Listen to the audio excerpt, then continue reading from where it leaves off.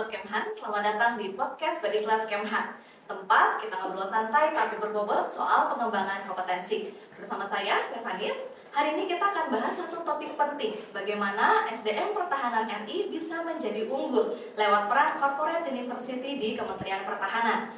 Nah, saat ini bersama saya sudah hadir Ibu Rizka. Halo, Mbak Stefanis. Halo Ibu. Nah, Ibu Rizka sebagai Kepala Bidang Evaluasi dan Peningkatan Mutu Diklat Pusdiklat Kemenhan, Badiklat Kemhan, sekaligus sebagai peserta pelatihan kepemimpinan nasional tingkat 2 Angkatan 2 tahun 2025 yang dilaksanakan di LAN RI, di mana beliau mengambil proyek perubahan tentang Corporate University Kemhan, yaitu Game Changer SDM Pertahanan Unggul yang disingkat GESPER. Wah, menarik sekali ya, kita akan bahas nih bersama dengan Ibu Rizka. Ibu, apa kabarnya Bu? Alhamdulillah baik Mbak Stefani. Terima kasih banyak sudah diundang juga di podcast ini, bisa berbagi pengetahuan tentunya sama sobat-sobat dari Kementerian Pertahanan. Siap Ibu. Nah Bu, ada hal yang menarik nih Bu ya. Kira-kira apa nih Bu yang menjadi latar belakang mengapa muncul ide untuk proyek perubahan tentang Corporate University begitu ya di Kemhan? Apa sih Bu yang sebenarnya tuh menjadi latar belakangnya? Ya, makasih Mbak Stefani atas pertanyaannya. Jadi Corporate University itu sebetulnya adalah salah satu sistem pembelajaran yang terintegrasi, di mana sebetulnya itu merupakan amanat dari undang-undang. Jadi di Undang-Undang ASN nomor 20 tahun 2023 sebetulnya itu di situ sudah termaktub di dalamnya bahwa pengembangan kompetensi yang dilakukan oleh ASN itu harus dengan sistem pembelajaran terintegrasi. Nah, dalam manajemen PNS, pembelajaran terintegrasi ini itu bisa disebut dengan Corporate University. Jadi sebetulnya ini merupakan amanat dari undang-undang yang ada sih, Mbak, gitu ya. Nah, tetapi sebetulnya Corporate University Kemhan ini adalah betul-betul yang ingin dilakukan adalah untuk pengembangan kompetensi SDM yang di Kementerian Pertahanan gitu. Karena sementara ini pengembangan kompetensi masih terfragmentasi gitu ya, masih hanya melaksanakan dengan sistem pembelajaran 10%. Kalau kita kenalnya dengan pelatihan klasikal seperti itu. Nah, padahal di pembelajaran Corporate University ini nanti kita tidak hanya mengenal pelatihan itu hanya di kelas, tapi kita juga harus mengembangkan pelatihan-pelatihan yang memang nantinya sudah masuk ke dalam, misalnya contoh kalau nanti di Corporate University ini atau kita singkat Korpu, itu biasanya nanti ada 3. Ada pelatihan formal yang klasikal tadi 10%, kemudian nanti juga ada social learning itu nanti ada 20% dan ada experiential learning 70%. Oleh karena itu pembelajaran bukan hanya dilakukan di Badan Diklat, tapi nanti semua satker yang ada di Kementerian Pertahanan itu harus ikut terlibat. Karena pengembangan kompetensi ini kan bukan hanya milih satu satker ya, tapi harusnya kita bisa ikut bersama-sama bagaimana pengembangan kompetensi di Kementerian Pertahanan ini dibangun. Siap Bu. Berarti memang bisa dibilang Corporate University ini bisa jadi solusi atas masalah yang tadi sempat Ibu sampaikan ya. Nggak cuma punyanya Badiklat aja nih begitu ya, tapi seluruh satker begitu Bu ya. Ya, betul-betul. Tepat sekali yang disampaikan Mbak Stefani tadi. Jadi saya memandang bahwa Corporate University ini sebagai game changer gitu. Makanya judulnya adalah Game Changer SDM Pertahanan Unggul. Kenapa game changer? Karena dia adalah fundamental gitu. Jadi kalau kita mau membuat sesuatu perubahan, ini kita harus bikin perubahan yang lumayan fundamental nih gitu ya. Yang mindset orang yang ada nih harus kita ubah dulu. Bahwa pelatihan ini selama ini, udah kita kasih aja deh peserta ini masuk ke Badan Diklat. Setelah itu terserah Badan Diklat mau ngapain ini gitu. Nah, kita harus ubah dulu mindset itu bahwa yuk kita sama-sama gitu. Kita bergandengan tangan, kita sama-sama berkontribusi semua satker untuk mengembangkan kompetensi ini gitu. Oke Bu, terima kasih. Wah, menarik sekali ya. Game Changer SDM Pertahanan Unggul ya. Betul. Makanya tadi istilahnya catchy sekali ya, disingkat jadi GESPER supaya kita juga mudah mengingatnya. Betul. Dan itu ada filosofinya tersendiri sih Mbak untuk kata GESPER itu.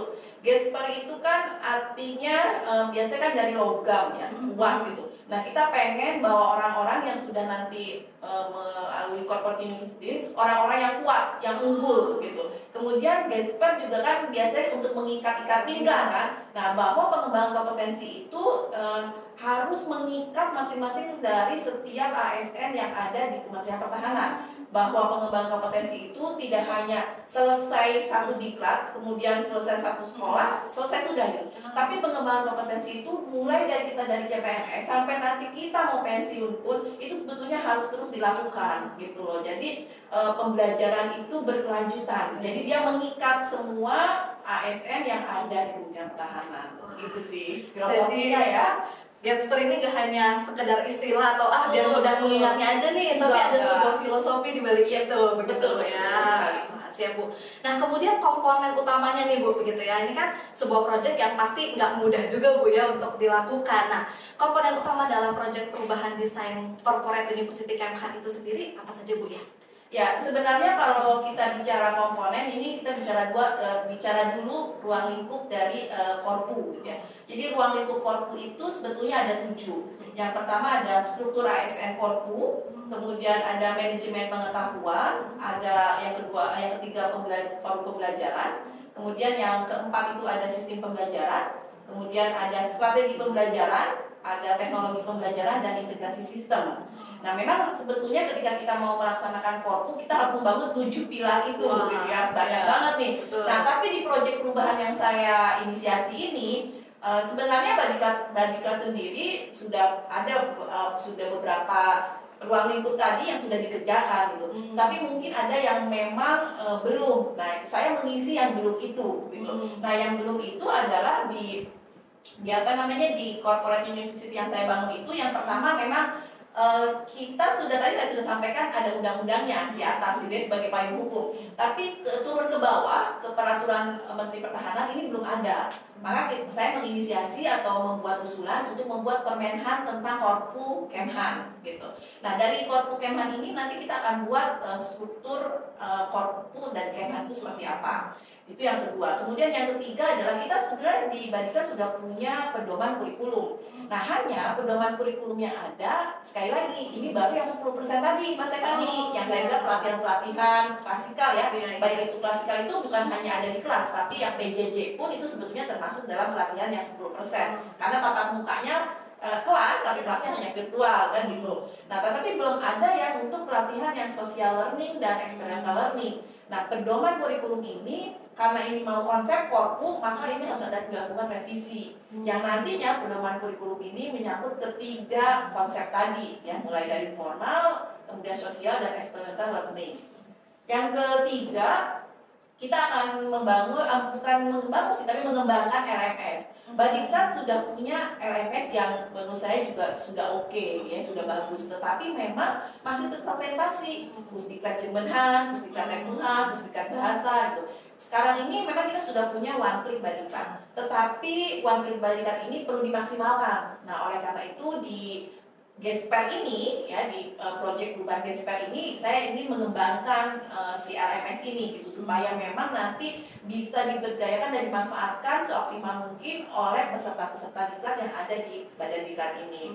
Kemudian yang keempat adalah knowledge management. Nah, manajemen pengetahuan. Jadi bicara tentang manajemen pengetahuan, ini adalah sebuah inventory atau gudang pengetahuan. Jadi kalau kita bicara LMS ini adalah satu sistemnya gitu, tapi si manajemen pengetahuan ini adalah inventory yang di belakangnya, backbone-nya gitu.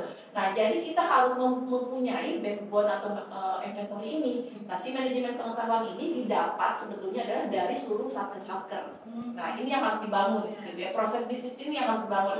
Jadi kita harus melibatkan satker-satker lain untuk mau mengirimkan pengetahuan-pengetahuannya, baik tacit knowledge maupun explicit knowledge kayak gitu. Dan yang terakhir, memang di proyek perubahan saya juga membangun learning forum. Saya pengen mengembangkan atau membangun bahwa yuk kita jadi organisasi yang memiliki learning organization gitu. Jadi organisasi pembelajar. Jadi di mana kita semua di semua organisasi itu menganggap bahwa belajar itu ada sesuatu yang kebutuhan yang penting gitu loh. Itu sih sebetulnya.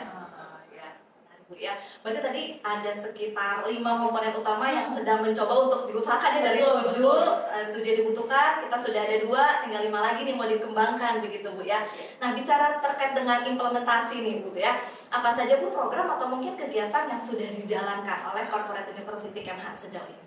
Ya, karena memang kita belum memiliki permenhannya, tentu kita memang belum meluncing ya Korpu ini gitu. Tetapi pada proyek perubahan yang saya buat ini, karena ada di proyek perubahan itu ada jangka pendek, jangka menengah, dan jangka panjang. Nah, pada jangka pendek ini memang saya membuat regulasi draft regulasi. Kemudian juga pada jangka pendek ini juga saya sosialisasi dan diseminasi. Karena memang Korpu ini masih sesuatu yang baru gitu ya, dalam tanda kutip. Kadang orang masih bingung terkait dengan kata-kata universitinya gitu ya. Mungkin bahasa Fani kalau misalnya bukan ada di badan diklat, kita berpikirnya ini universitas apa, bangun apa gitu. Kemhan itu kan udah punya universitas pertahanan, kok ada corporate lagi university gitu. Nah, padahal sebenarnya ini, jadi ya, saya harus juga mendesiminasikan, mensosialisasikan ke teman-teman atau sobat-sobat Kemhan itu bahwa corporate university ini bukan sebuah universitas loh, tapi ini adalah sebuah entitas atau strategi pembelajaran. Nah, saya harus melakukan pemahaman-pemahaman itu terlebih dahulu, jadi dilakukan sosialisasi dan desiminasi. Dan ini pun nantinya juga akan berkesinambungan terus-menerus berkelanjutan, terutama kepada para pimpinan-pimpinan yang ada di satker-satker. Ya, sekali lagi ini bukan kerja sendiri untuk Badiklat, tapi ini adalah kerja bersama gitu. Jadi oleh karena itu supaya orang mau ikut bekerja, tentu kan orang harus paham dulu ya apa yang kita lakukan gitu. Dan juga memberitahukan bahwa ini bukan nantinya akan berdampak dan memiliki impact kepada masing-masing satker itu gitu ya. Nah, tentunya nanti kinerjanya pun akan meningkat. Nah, itu yang coba dilakukan terus menerus, dan tentunya ingin juga merubah budaya organisasi supaya mereka, tadi sekali lagi, kita menjadi organisasi pembelajar gitu. Kemudian pendekatan ini apakah hanya menyasar kepada ASN saja dari Kemhan, TNI gitu ya, atau menjangkau TNI juga nih? Ya, kita memang kalau dari atas itu bunyinya adalah ASN Korpu gitu ya. Nah, tetapi ketika masuk ke dalam Kementerian Pertahanan, ini perlu ada adaptasi yang tinggi gitu ya. Kenapa? Karena kita tahu persis bahwa di Kemhan ini bukan hanya sumbernya dari ASN, tapi kita juga dari TNI, dan kita harus betul-betul bekerja sama yang baik, karena itu menjadi partner ya dalam bekerja gitu. Oleh karena itu, kita juga selalu menyampaikan bahwa ini bukan untuk ASN, tapi untuk pegawai Kemhan. Nah, ketika kita bicara pegawai Kemhan, maka menyasarnya adalah dua-duanya gitu ya, bukan hanya ASN tapi TNI juga. Jadi ini memang nantinya untuk pegawai Kemhan. Nah, lebih luasnya lagi sebetulnya pada jangka menengah dan jangka panjang, kita ingin menyasar juga teman-teman ASN yang ada di Mabes TNI dan Angkatan. Kenapa? Karena mereka sebetulnya adalah PNS Kemhan. Nah, kalau PNS Kemhan, berarti kan kita bicaranya UO Kemhan, UO Mabes TNI, UO Angkatan Darat, Angkatan Laut, dan Angkatan Udara. Nah, ini ke depan mungkin kita akan menyasarnya ke situ.